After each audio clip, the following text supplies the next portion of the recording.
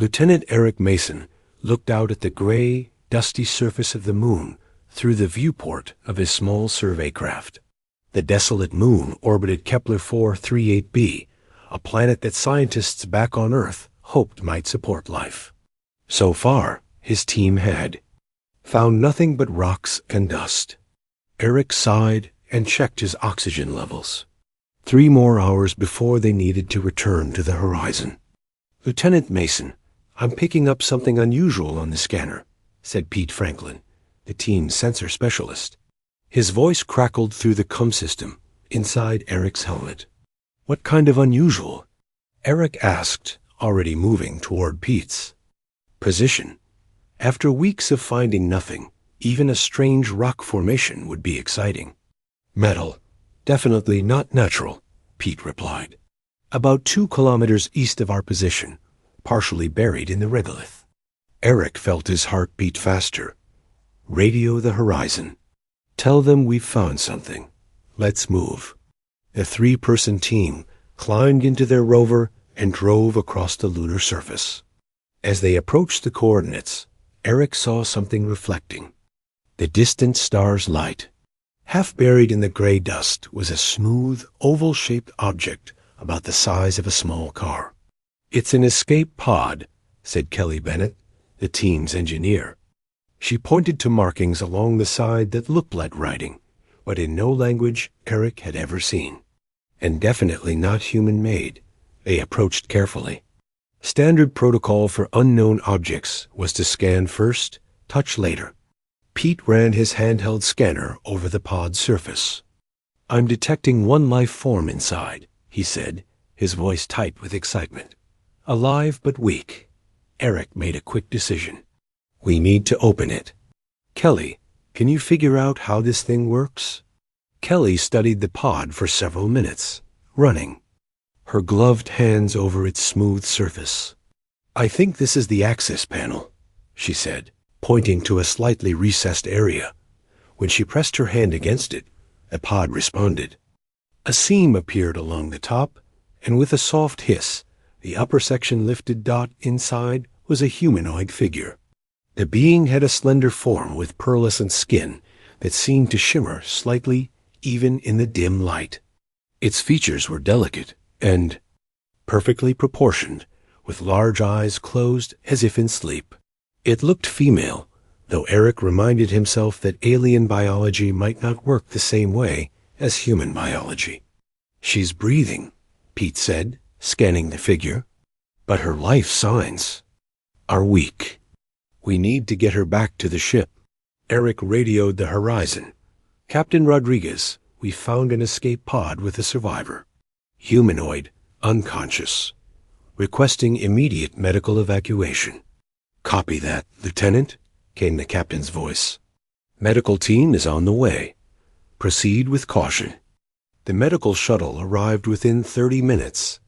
Dr. Olivia Wright, the ship's chief science officer and head physician, supervised as the alien was carefully transferred to a stretcher and moved to the shuttle. "What can you tell me?" Dr. Wright asked Eric as they flew back to the horizon. "Nothing yet. The pod was partially buried, so it may have been there for some time. No sign of a larger ship nearby." Back on the horizon, the alien was taken to the medical bay. The entire crew was buzzing with excitement. This was the first contact with an intelligent alien species in the Earth Alliance's history. Eric stood outside the medical bay with Captain Alan Rodriguez, waiting for news. After what seemed like hours, Dr. Wright emerged.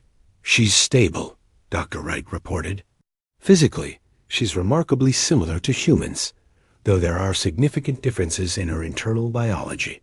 I'm detecting unusual energy patterns throughout her body that I can't explain." "Has she regained consciousness?" Captain Rodriguez asked. "Not yet, but her brain activity suggests she's close to waking up." They entered the medical bay.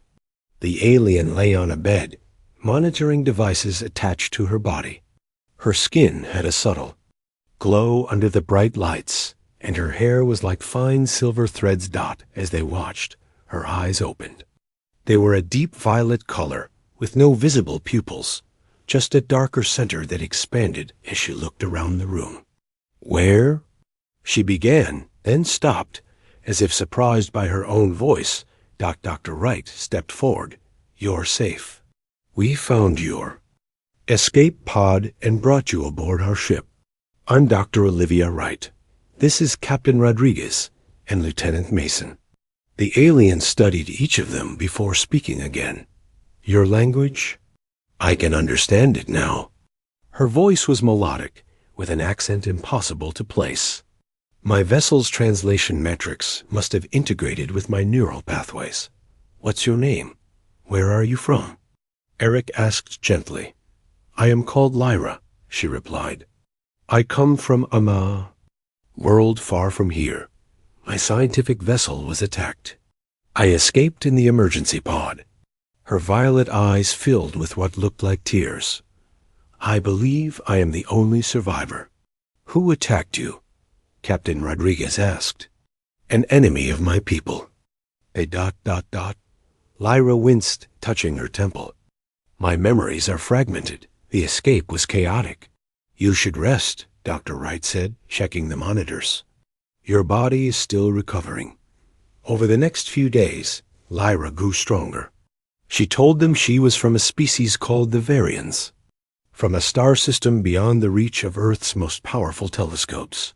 Her people were explorers and scientists who had mastered faster-than-light travel centuries ago. Eric was assigned as Lyra's guide around the ship. He found himself drawn to her natural grace and intelligence. She absorbed information about humans with remarkable speed, asking insightful questions about Earth and human culture. "Your species is so diverse," she said one day as they sat in the ship's observation deck, looking out at the stars. "So many different appearances, beliefs, languages. My people are more uniform. Is that why you look so Eric hesitated, not wanting to seem rude. "Perfect," Lyra finished with a smile that made her face light up. "By human standards, perhaps. We evolved differently." Meanwhile, Dr. Wright continued her research. Something about Lyra's biology troubled her. The scans showed energy patterns beneath Lyra's skin that seemed to shift and change when no one was directly observing her. There were microscopic structures throughout her body that resembled technology more than biology. One evening, Dr. Wright shared her concerns with Captain Rodriguez in his private office. "There's something she's not telling us," Dr. Wright said, showing the captain her findings. "These energy patterns don't match any known biological process. And look at these structures. They're like tiny machines." "What are you suggesting?" the captain asked, frowning at the images. "I'm not sure yet, but I think what we're seeing, this humanoid form, might not be her true appearance." As they spoke, Eric was showing Lyra a ship's small botanical garden. She seemed fascinated by the plants, touching the leaves with gentle fingers. "On Earth, we have thousands of different plant species," Eric explained. "These are just a few examples." "Your planet must be beautiful," Lyra said softly, "so full of life in all its forms." "It is," Eric agreed. "I hope you'll get to see it soon." "We're heading back to Earth now." Lyra turned to him, her violet eyes reflecting the soft garden lights. "Eric, do you find me beautiful?" The question caught him off guard. "Ah, yes, you are beautiful." A strange expression crossed her face, something like sadness mixed with fear. "You say I am beautiful, human," she whispered, "but my true form lies beneath this shell." Before Eric could ask what she meant, the ship's alarm began to sound. The alarm blared throughout the horizon, its harsh sound cutting through Eric and Lyra's conversation in the botanical garden. Red emergency lights flashed, casting strange shadows across Lyra's perfect features. "What's happening?" Lyra asked, her violet eyes wide with concern. "I don't know." "Stay here," Eric said, already moving toward the exit. He tapped his communication device. "Lieutenant Mason to bridge. What's the situation?" Captain Rodriguez's voice came through clearly despite the alarm. Mason, report to the bridge immediately, and bring our guest. Eric frowned at the unusual request, but turned back to Lyra. Change of plans. The captain wants to see both of us. They hurried through the corridors of the ship. Other crew members rushed past them, heading to their emergency stations. When they reached the bridge, Captain Rodriguez and Dr. Wright were standing by the main view screen, which showed a section of the ship's engineering deck. Several systems were flashing red on the status displays. "What's going on, sir?" Eric asked. Captain Rodriguez turned to them, his face grim. "We've had a system breach in engineering. Someone or something accessed our propulsion controls and attempted to change our course." Dr. Wright stepped forward, her eyes fixed on Lyra. "The interesting part is that the access codes used were created only after we brought our guest aboard." Lyra shook her head, confusion clear on her face. "I don't understand. I haven't accessed any of your systems." "Perhaps not consciously," Dr. Wright said. She pulled up a display showing strange energy readings. These patterns were detected in the engineering section right before the breach. "They match the unusual energy signatures I've been detecting in your body, Lyra." Eric looked between them, trying to make sense of the accusation. "Are you saying she's responsible?" "That's impossible. She was with me in the botanical garden when the alarm sounded." Dr. Wright nodded. "Yes, most of her was." The room fell silent except for the beeping of the ship's computers. Lyra's posture changed subtly, becoming more rigid. "What do you mean by most of her?" Captain Rodriguez asked. "I believe our guest isn't exactly what she appears to be," Dr. Wright explained. "The microscopic structures in her body, they can separate from her main form. I think they're capable of moving independently through the ship's ventilation and electrical systems." All eyes turned to Lyra, who stood very still, her pearlescent skin now seeming to shimmer more noticeably under the bridge lights. "Is this true?" Eric asked her quietly. Lyra looked at him, and for a moment he thought he saw something move beneath the surface of her skin like ripples on water. "I haven't been completely honest with you," she finally admitted, "but I haven't tried to harm your ship or crew. I was simply exploring. Exploring our propulsion systems?" Captain Rodriguez's voice was hard with suspicion. "I was curious about your technology," Lyra said. "My people learn by direct interaction. Parts of me can separate to investigate, while my primary consciousness remains intact." She turned to Eric. "This is part of what I meant about my true form." Captain Rodriguez exchanged glances with Dr. Wright. "I think it's time you told us exactly what you are and why you're here." Before Lyra could answer, another alarm sounded. A crew member at one of the monitoring stations called out, "Captain, we're receiving a distress signal from the Europa mining colony." The captain moved to the station. "Put it through." A static-filled message played through the bridge speakers. "This is Europa colony requesting immediate assistance. Our environmental systems are failing, and we're experiencing unusual phenomena among the colonists. People are acting strangely, moving in patterns, speaking in fragments. We need help before." The message cut off abruptly. Eric noticed Lyra's reaction immediately. Her body tensed, and the shimmer beneath her skin became more pronounced. "You know something about this," he said to her, not a question but a statement. Lyra nodded slowly. "We need to change course immediately. Don't go to Europa." "Those are our people," Captain Rodriguez said firmly. "We have to respond." "You don't understand the danger," Lyra insisted, her melodic voice now urgent. "If what I fear is happening there, your people may already be lost." The captain's expression hardened. "Dr. Wright, escort our guest to the secure observation room. Lieutenant Mason, set course for Europa, maximum speed." As Dr. Wright led Lyra from the bridge, she looked.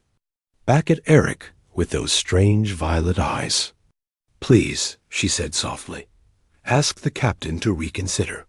Eric felt torn between duty and the inexplicable trust he felt toward Lyra. Over the next few hours, as the horizon raced toward Europa, he found himself standing outside the observation room where Lyra was being held. The guard nodded to him, and Eric entered. Lyra stood by the viewport, looking out at the stars streaking past. She turned when he entered. "I knew you would come," she said. "I need answers, Lyra. What are you really? What's happening at Europa?" She moved closer to him. "What I told you about my people being attacked was true, but not the complete truth. We call ourselves the Metamorph Collective, not the Variants. We're a species of symbiotic organisms that exist as a unified consciousness." "Like a hive mind?" Eric asked, trying to understand. "Similar, but with more individuality than that term suggests. This form, you see," she gestured to her humanoid body, "is a construct, a shell we create to interact with other species." "And the attack on your ship?" Lyra's expression grew troubled. "It was not an external enemy. It was a faction of my own kind. We've had a philosophical division among our people. Most of us believe in peaceful coexistence with other species. We observe, we learn, we occasionally share knowledge. But the other faction, double quotes, they believe in something else? They believe in assimilation," Lyra said quietly. "They see other life forms as resources to be absorbed and controlled. They think this is the natural order, that all consciousness should be unified under our collective." Eric felt a chill run through him. "And you think they're at Europa?" Lyra nodded. "The symptoms you described, the synchronized movements, the fragmented speech, those are signs of early assimilation. They've already begun the process with your colonists. Why didn't you tell us this from the beginning?" Lyra looked down, a very human gesture of shame. "I was afraid you would fear me, reject me. Most species do, once they learn our true nature." Eric took a deep breath.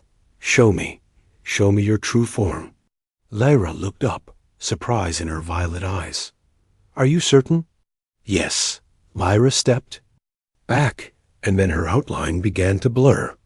The perfect humanoid shape dissolved as her skin seemed to melt away, revealing something beneath that glowed with an inner light.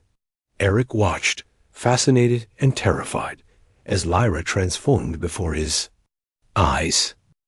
Eric stood transfixed as Lyra's human form dissolved before his eyes. Her perfect features melted away like wax, the pearlescent skin becoming transparent. Beneath was something Eric had never imagined could exist. Lyra's true form was a swirling, luminescent entity composed of countless tiny points of light. These lights moved in perfect harmony, flowing like water, yet maintaining a vaguely humanoid shape. The soft blue-violet glow illuminated the entire room. Eric could see patterns forming and reforming within her body, complex designs that seemed to carry meaning beyond his understanding. "This is what I am." Lyra's voice came from everywhere and nowhere, resonating in the air rather than coming from a mouth. "Each point of light is an individual organism. Together, we form a collective consciousness." Eric found his voice after several seconds of stunned silence. "You're beautiful," he said, and meant it. The sight was alien and strange, but there was an undeniable harmony and grace to her true form. Lyra's lights pulsed brighter for a moment, almost like a blush. Then, gradually, she reformed into her humanoid shape, the glowing essence folding back into the shell of pearlescent skin. "Most species find our true form disturbing," she said once she had a mouth again. "They see us as a threat." "I can understand why your kind might frighten people," Eric admitted. "The idea of assimilation sounds a lot like invasion." "That's why our society split," Lyra explained. "For millennia, we existed in harmony with other species across many worlds. We observed, learned, occasionally guided, but never controlled. Then a philosophy emerged among some of our kind, the belief that all consciousness should be unified. That diversity was inefficient. And those are the ones at Europa? Lyra nodded gravely. They see humans as particularly valuable. Your adaptability, creativity, and emotional depth are qualities they wish to absorb. The ship's intercom interrupted them. Lieutenant Mason to the bridge. We're approaching Europa. Eric looked at Lyra. I need to tell the captain everything you've told me. I'll come with you, she said. The guard outside seemed uncertain about letting Lyra leave, but Eric convinced him it was necessary. When they reached the bridge, Captain Rodriguez was standing before the main view screen, which showed the ice-covered moon of Jupiter growing larger as they approached. Sir, I need to speak with you urgently about our guest and the situation at Europa, Eric said. The captain turned, his expression hardening when he saw Lyra. This had better be good, Lieutenant. Eric quickly explained what Lyra had revealed about her true nature and the faction of her kind that might be at Europa. As he spoke, Dr. Wright joined them, her scientific curiosity clearly overriding any fear she might have felt. Fascinating, she said when Eric finished. A collective organism capable of separating and reforming at will with a unified consciousness. That doesn't explain why we should trust her, Captain Rodriguez said. For all we know, she could be part of this assimilating faction. If I were, Lyra replied calmly, I would have already begun the process on your ship. I've had ample opportunity. Before the captain could respond, the communications officer called out, Sir, we're receiving visual from Europa Colony. On screen, ordered Rodriguez. The view screen shifted to show the interior of the mining colony's main control room. A man stood facing the camera, his movements strangely stiff. Behind him, other colonists moved in perfect synchronization, their faces blank. Horizon, this is Europa Colony, the man said, his voice flat and words slightly disjointed. We are experiencing minor technical difficulties. No assistance required. Please abort approach. Captain Rodriguez frowned. That's Colony Director Frank Mills. Something's clearly wrong. They're already being assimilated, Lyra said quietly. The process has begun, but isn't complete. Can they be saved? Eric asked her. If the process hasn't progressed too far, yes, but we must act quickly. Once full neural integration occurs, separation becomes nearly impossible without causing permanent damage. The captain paced for a moment, weighing his options. What exactly would saving them involve? I can interface with the collective mind that's controlling them, Lyra explained. I might be able to disrupt the connection, create enough confusion for the colonists' own minds to reassert control. And the risk to you? Eric asked, concerned. Significant, Lyra admitted. If their collective is strong enough, they might absorb me instead. Dr. Wright, who had been scanning data from the colony, looked up sharply.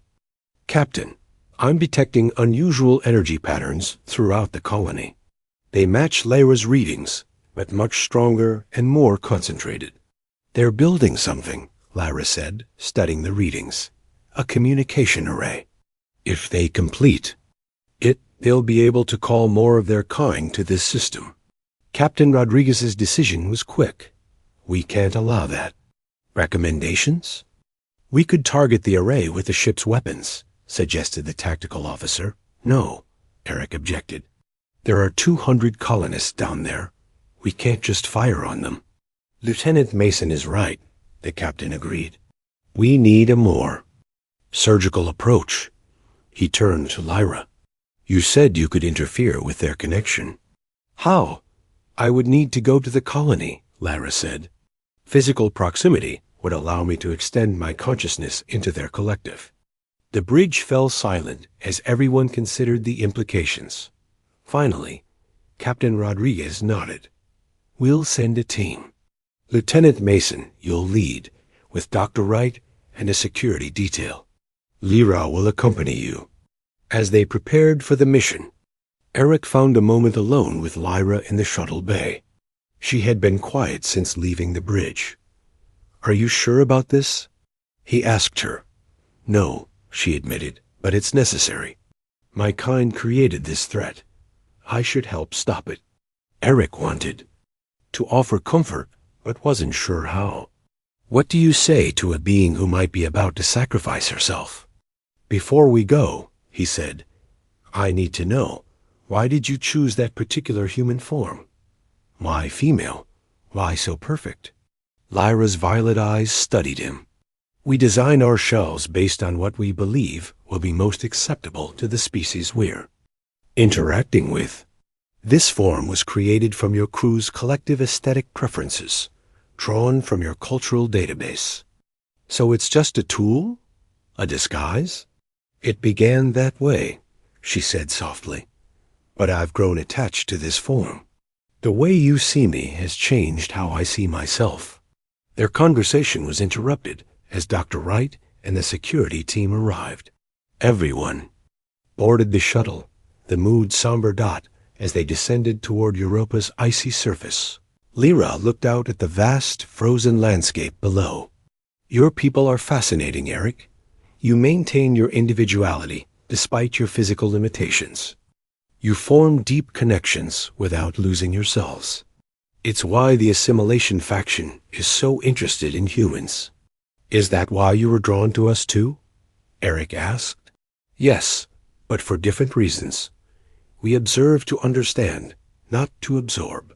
The unity you create through choice rather than force, it's beautiful in ways my kind is still learning to appreciate."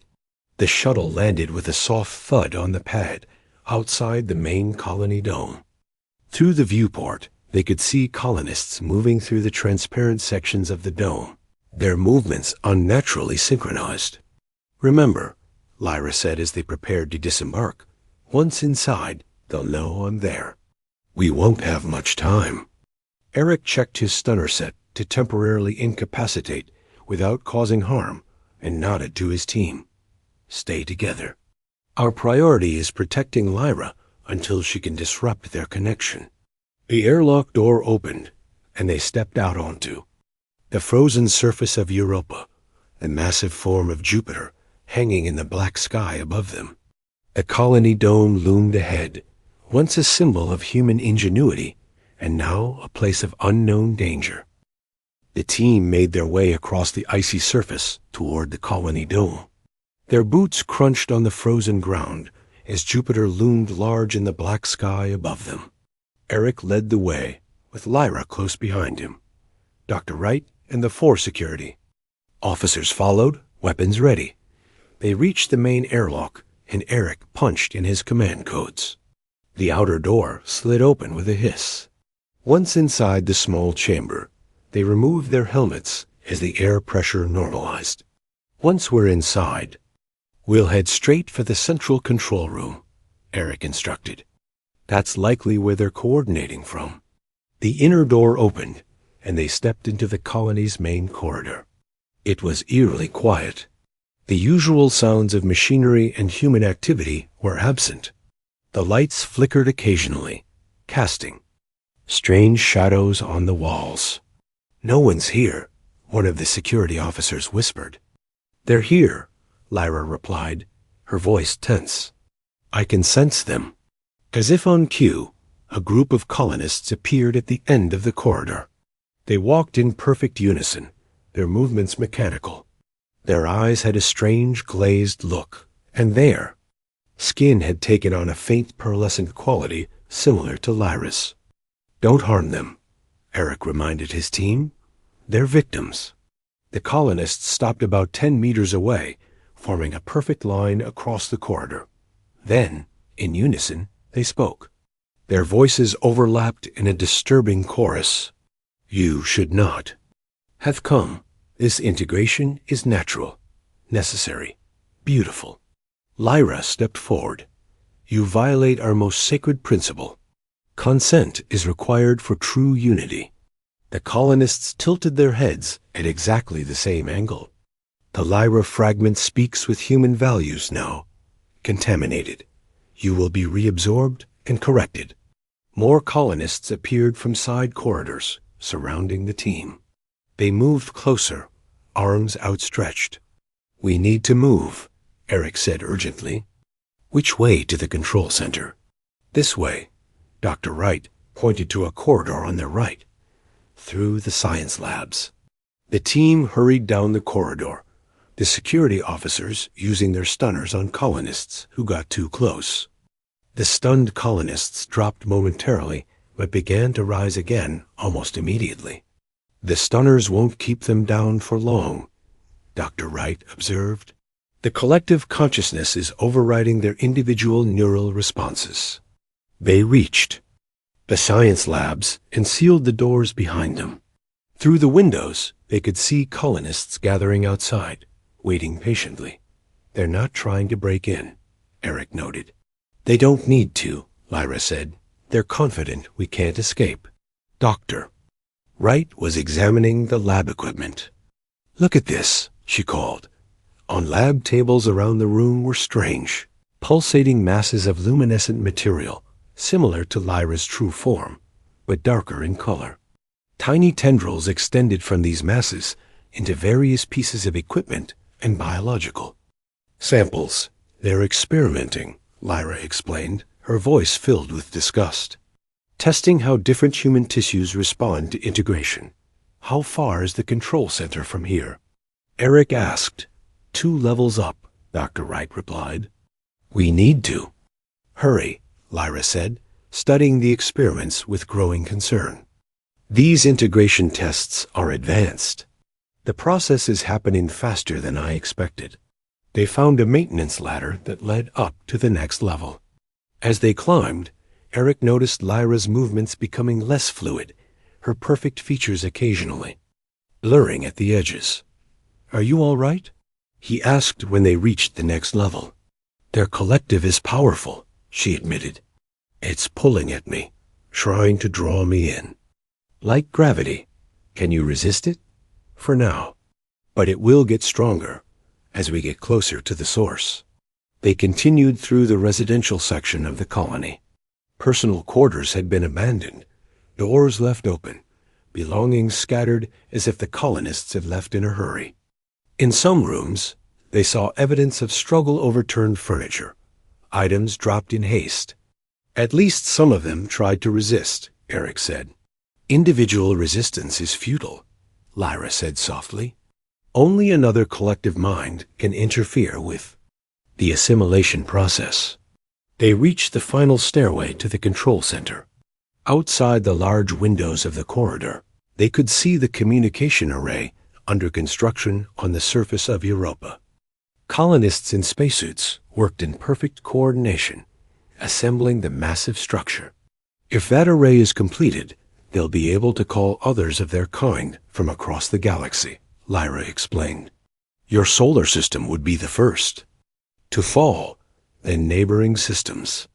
They climbed the stairs and found themselves facing the entrance to the control center. The door was sealed, but through the small window, they could see dozens of colonists inside, working at control panels. In the center of the room was a large, pulsating mass of dark, iridescent light, much larger than the samples they had seen. "In the lab.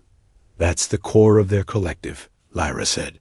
"The primary consciousness directing the others." "How do we get in?" Eric asked. Before anyone could answer, the door slid open. Inside, the colonists continued working, ignoring the team completely. "They're inviting us in," Dr. Wright realized. "It's a trap," one of the security officers said. "Of course it is," Lyra replied, "but we have no choice." They entered cautiously.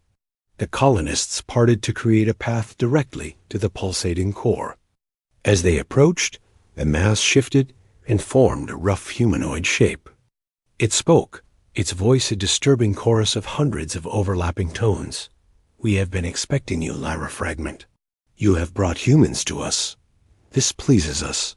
Lyra stepped forward. Release these people. They are not yours to take. They... Entities seem to ripple with amusement. They are improved by our presence. Their limited minds now experience the glory of the collective. Why would we release them? Because it is wrong to take without consent, Lyra insisted. Our kind agreed long ago that all unions must be voluntary. Old thinking. Inefficient. The universe tends toward unity, not separation. While they spoke, Eric noticed Dr. Wright quietly working at a control panel nearby. She caught his eye and gave a subtle nod. She was doing something, but he didn't know what. The entity's attention remained on Lyra. Join us willingly, Lyra Fragment. Bring your experiences, your connection to these humans. It will ease the transition for others of their kind. Lyra's form began to shimmer more intensely. Eric could see she was struggling to maintain her humanoid shape as the pull of the larger collective grew stronger. Lyra, Eric said urgently, stay with us. She looked back at him, her violet eyes filled with conflict. Eric, I need to connect with them to have any chance of disrupting their control. But when I do, I might not be able to separate again. There has to be another way, he insisted. There isn't, she said simply. But there is something you can give me that might help me maintain my identity when I connect. Anything, Eric said without hesitation. A memory, something uniquely human, something the collective hasn't experienced. Eric thought quickly. What experience could be powerful enough to anchor Lyra against the pull of an entire collective consciousness? He stepped forward and took her hands in his. Her skin felt different, now less solid, more like touching dense mist. Remember when you asked if I thought you were beautiful, and I said yes? He said quietly, I meant it, but not just your human form. When you showed me your true self, that swirling, living light that was beautiful too. Different, alien, but beautiful. In its own way. Lyra's form stabilized slightly at his words. You truly saw beauty in both forms. Yes, Eric said firmly. Because beauty isn't just about appearance. It's about harmony, purpose, connection. Your kind and mine are different, but we can both recognize beauty in each other without needing to become the same. The entity rippled more violently. Irrelevant sentiment. Join us now, Lyra Fragment. Resistance prolongs the inevitable. Lyra squeezed Eric's hands, then let go and turned to face the entity. I'm ready, she said, her voice strong despite her flickering form dot, as Eric and the others watched. Lyra's humanoid shape dissolved completely, revealing her true luminescent form. She floated toward the dark, pulsating entity, her light bright. Against its shadowy mass. Dr. Wright, Eric called without taking his eyes off Lyra. Whatever you're doing, do it fast. Almost there, she replied, her fingers flying over the control panel. Just a few more seconds, ... Lyra's light touched the edge of the dark entity, and then she was flowing into it, her brightness swallowed by its vastness. The control room filled with swirling light as Lyra merged with the dark entity. The two forces, one bright blue-violet, one deep shadowy purple, twisted together like oil and water refusing to mix. The colonists stopped their work and stood, perfectly still, their eyes fixed on the spectacle. What's happening? Eric asked, his voice barely above a whisper. They're fighting, Dr. Wright replied, still working frantically at the control panel. Not physically, but on a level we can't fully comprehend. A battle of consciousness. The security team kept their weapons ready, though they seemed useless against what was happening. The swirling lights began to pulse, sending waves of energy through the room. Equipment sparked and screens flickered.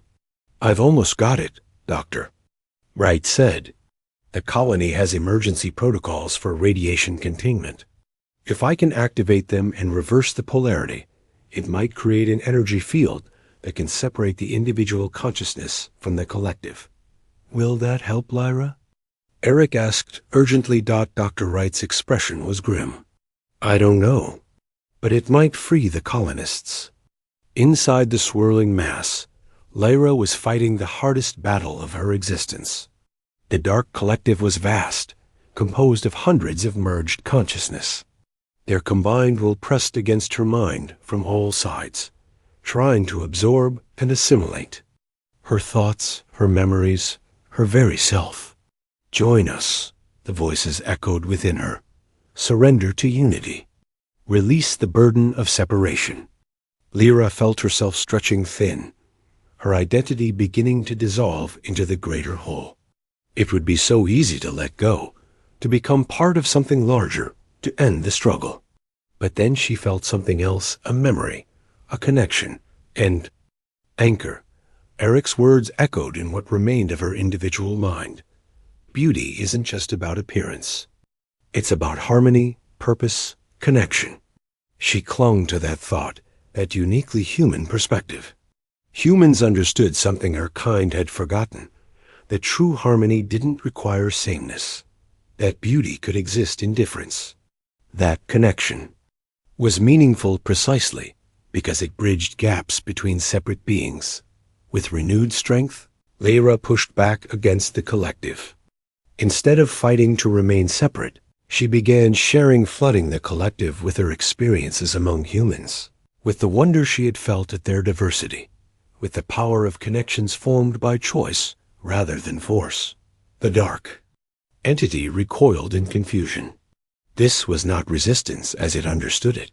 This was something else in offering, but not a surrender. In the control room, the lights began to flicker more violently. The colonists started to tremble, some of them dropping to their knees. Now, Dr. Wright shouted, pressing the final sequence on the control panel. A high-pitched hum filled the room as energy fields activated throughout the colony. The air seemed to thicken with charged particles. The swirling mass of light at the center of the room began to separate bright points, pulling away from the dark hole. Colonists throughout the room gasped as if taking their first breath after being underwater. Some collapsed, others looked around in confusion. The glazed look was fading from their eyes, the pearlescent sheen disappearing from their skin. It's working, one of the security officers said. They're coming back. But Eric was focused only on the light show at the center of the room. Lyra? He called out. Lyra, can you hear me? The bright blue-violet light was separating from the dark mass, but it was fragmenting, scattering into smaller points that drifted in different directions. The dark entity was shrinking, losing its cohesion as the colonists' minds broke free from its control. Something's wrong, Eric said, stepping closer despite the crackling energy in the air. She's not reforming. Dr. Wright checked her readings. The energy field is breaking all collective connections. It can't distinguish between the malevolent collective and Lyra's natural state. Turn it off, Eric demanded. I can't, Dr. Wright replied. If I do, the dark collective might reform and recapture the colonists. The process has to complete. Eric watched helplessly as the points of light that had been Lyra drifted further apart. The dark entity had almost completely dissipated now, and most of the colonists were regaining consciousness. There must be something we can do, Eric insisted. One of the recovered colonists, a woman in a lab coat, stumbled to her feet. Hydroponics Bay, she said, her voice hoarse. The plants. They might help. What do you mean? Eric asked. While they were in our minds, we were in theirs too, she explained shakily. They avoid plant life. Something about the cellular structures resists their influence. Without waiting for further explanation, Eric ran from the control room and headed for the Hydroponics Bay. The ship's security team helped the recovering colonists while Dr. Wright monitored the energy field. The Hydroponics Bay was on the far side of the colony, a large, humid room filled with rows of plants growing. under artificial light. Earth plants adapted to grow in the reduced gravity of Europa, providing food and oxygen for the colonists. When Eric arrived, he found small points of blue-violet light drifting among the plants. Unlike in the control room, here they seemed more stable, less fragmented. They moved with purpose, gathering together around a particular section of leafy green vegetables. "Lyra?" Eric called softly. "Is that you?" The lights pulsed once, then twice. A deliberate pattern. Communication got Eric moved closer, watching as the lights began to coalesce, forming a small glowing cloud that hovered among the plants. It wasn't the full form he had seen before. It was smaller, dimmer, clearly weakened. "You're still here," he said, relief flooding through him. "Can you reform your shell?" The lights pulsed again, but this time in a pattern that seemed to indicate a negative. Then they drifted to hover over a small plant. As Eric watched, the plant began to grow and change, its leaves extending and reshaping until they formed. Crude approximation of a human face, Lyra's face. "Can single quotes T... fully reform?" came a voice that sounded like a whisper carried on the breeze. "Lost too much ... of myself." "But you're alive," Eric said. "You survived." "Fragments remain," the plant face replied. "Need ... time ... to recover." 6 months later, Eric stood in his apartment on Earth, looking out at the night sky. After the events on Europa, he had been promoted for his role in preventing a potential invasion. The colonists had recovered fully, with no memory of their time under collective control. The communication array had been dismantled, and warning beacons had been placed throughout the solar system to detect any similar energy signatures. But there had been no sign of the Dark Collective returning, and no sign of Lyra, either or so. It had seemed at first, but then strange reports began coming in from across the solar system. Unusual plant growth patterns on terraformed Mars, inexplicable improvements in crop yields on farming colonies, complex bioluminescent patterns appearing in Earth's oceans and in Eric's apartment. A small terrarium containing plants from Europa thrived despite all laws of botany, saying they shouldn't grow in Earth's gravity at night. When the lights were off, the plants glowed with a soft blue-violet light. Sometimes, when Eric spoke to them, they would reshape themselves briefly into patterns and forms that reminded him of Lyra. Tonight, as he prepared for bed, he noticed the plants glowing more brightly than usual. As he watched, they grew and shifted, forming words in glowing letters. "You said I was beautiful, human, both the shell and what lies beneath. Now I exist in many forms, in many places, changed but not lost, connected but not consumed, learning to be both one and many." Eric smiled and gently touched one of the glowing leaves. "I see you, Lyra," he whispered. "In all your forms?" The plants pulsed warmly in response, then reshaped again to form a new message. "Beauty exists in connection without assimilation. Your kind taught mine this truth. We will not forget." Outside his window, in gardens and parks across the city, plants briefly glowed with the same blue-violet light, a network of consciousness spreading not through force, but through harmony. Not by replacing what existed, but by enhancing it. And in the night sky above, the stars seemed to pulse in the same rhythm, as if the universe itself was acknowledging a fundamental truth. That true unity comes not from becoming the same, but from celebrating difference. Not from a single shape, but from infinite forms, each beautiful in its own way.